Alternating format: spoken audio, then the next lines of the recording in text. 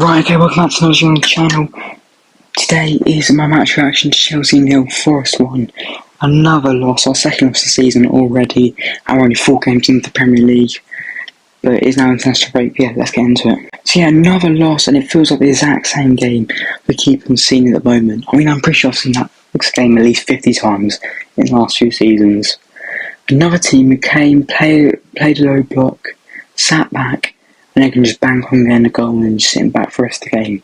I mean, it's such a clear weakness. Every single team pretty much does it to us. 21 shots but only 2 on target just isn't good enough at all. I mean, how?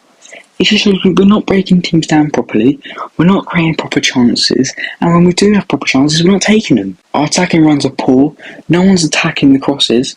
I mean, 30% of the crosses are rubbish anyway, but the 30% were good, no one's attacking them. I mean, there's no runs into dangerous areas as well. There's like back post, there was a few times the other day where we just need the player to run at the back post and they could have got a tap in, they just weren't there. And there is times that we catch them on the break or whatever, or getting behind. Then we purposely slow it down, and that just allows them to get everyone back, and just like that, with any chance is gone. I mean, it don't make sense sometimes, and that's all decision making, and not just in that scenario, but loads. We had some really rash, poor decision making again, and it just costed us. I mean, look at Jackson's missed chances. The first one, he should have banged the first time. The second one, he should have took a touch. But rash decision making, he did the wrong thing for both of them. And granted, it's not easy, but I mean, that is just examples. Well, I don't want to pick on Jackson, but that is just 2 examples there which came to mind. There's certain things like that where just decision making going forward just costs us a lot. And the goal is poor. It's really poor.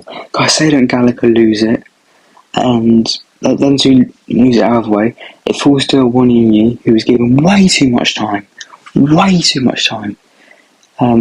He finds out Elanga, and then Elanga, who's basically on a 1-on-1, just slots it home. But I mean, the thing with the goal is, obviously, we're playing a back 3, but on the ball it's back 4.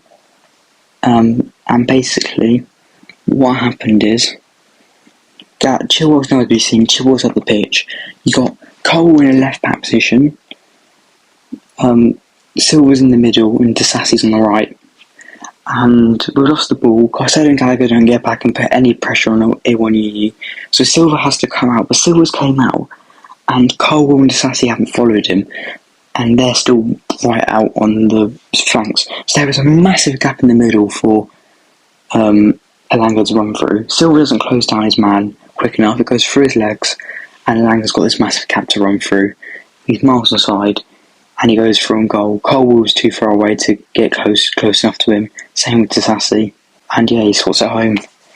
I mean, it is poor defending, to be honest. It is poor defending. I mean, them 3 should be coming out as a group and keep the defensive line. CDM's got to get back. Cole's got to keep with Elanga. Some people will question Poch's back 3, but the thing is with the back 3 is, as I said, on the ball it is a back 4, but there's still questions to be with that back 4. We're using Chilwell as basically as a left winger. It just doesn't work. So there's still a lot of questions to be had the way we're playing right now. Is the back 3 the way? I'm not sure.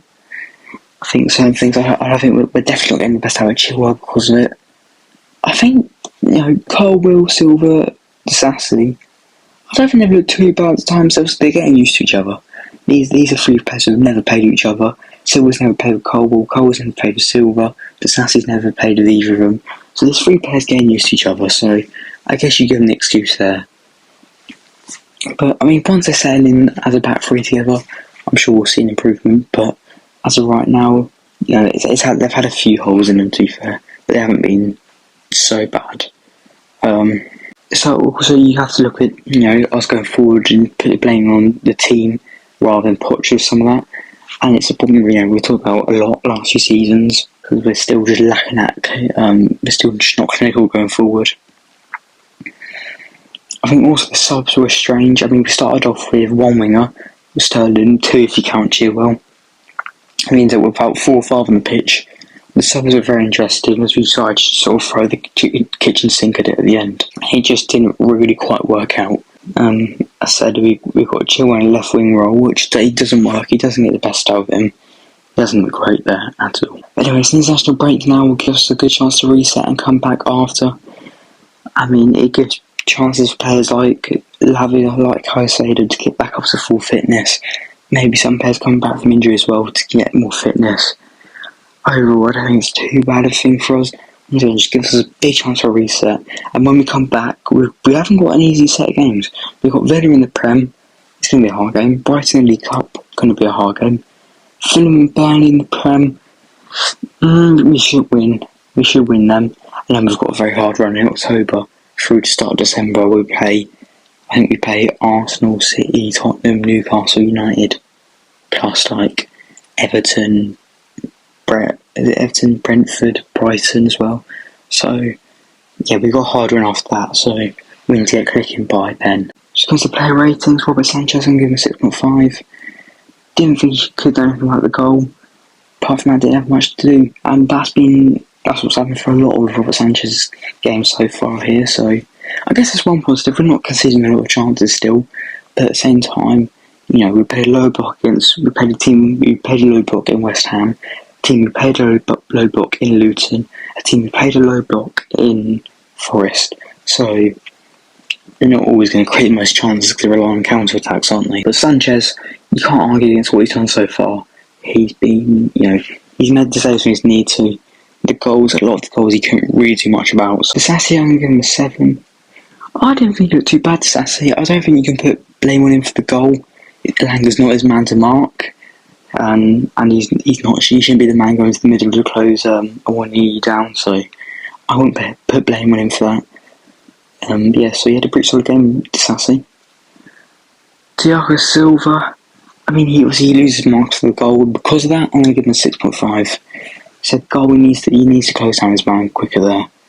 I mean, the amount of space he gives and he goes through his legs. Thiago Silva's one of my favourite players in the squad, but he needs to do better there. And that's why he's down to a 5.5 for me. But I'm sure he'll bounce back. We know he's world class. Levy Colwill 6. As I said, I think he should have a bit better the goal, tracking the Langer. Apart from that, his passing was really good, looked pretty solid. So yeah, 6 for Colwill. Gusto 6.5, couldn't make that much of an impact. Had one cross, what was dreadful. Apart from that, don't really remember much. Gallagher 6, I mean, sort of the same thing as Gusto. Had a few shots from long range, apart from that, not much. Just a bit of his usual game. Caicedo 5. Caicedo once again, he wasn't too bad, but the goal marks are down. Losing the ball in that area, you just can't do it. But once again, wasn't too bad apart from that. It's just right now, based on the Luton and this game, both those games he's just had one singular moment where he's made a mistake, and the rest of the game has been pretty solid. Against Luton we got away with it, against Forest we didn't. But yeah, 5 because of the goal. Enzo, I can give him a 7. He's enjoying that more attacking role, a more freedom role. And yeah, his passing was brilliant again, just his flair overall brilliant again. But he couldn't really convert it to anything, so yeah, 7 for Enzo. Chilwell 5. I mean, this sort of Chilwell experiment thing at left wing just isn't working. He just wasn't in the game at all. Didn't make an impact, so yeah, 5. Sterling 7. He didn't look too bad again. Created a few chances. Yeah. Nicholas Jackson. I'm gonna go with 5 for Nicholas Jackson. I think, obviously, there's 2 chances he should have put away, and that's why he has a low mark for me. I mean, you've got to put them 2 chances away. Decision making just wasn't good enough. On to subs now. Palmer 7. He actually looked really good, Palmer, when he came on. Made his debut at Stamford Bridge, and he looked good. Created a few chances. He was one of the bright sparks towards the end of that game. So yeah, 7 for Palmer. Madueke 6.5. Didn't look too bad, Madueke. Wants another player getting up to full fitness. So another player, hopefully this international break will help him. It didn't look too bad. Maatsen 6.5 as well. Same thing really. Didn't make much of an impact, but looked good when he had the ball. And last one is Mudryk, 5.5. I mean, he's just frustrating to watch. He lost the ball a few times, made a few stupid decisions. Yeah, 5.5 for Mudryk. So yeah, that's it for today then. loss, not a great way to end the first four Premier League games of the season. Going to this now international break now, I said reset. I mean, it's a process we got to trust. We got to trust the process, really. I mean, these are young players getting settled into the squad. We shouldn't really be able to say this, but yeah, young players getting settled in the squad. There's going to be days like this. I mean, it doesn't mean we can't be annoyed when these days happen, but there are going to be days like this. We should know that. We know a lot of players are getting settled to each other. I said that back three. It's their first season playing with each other. Almost like that. But yeah, thanks for watching. See ya.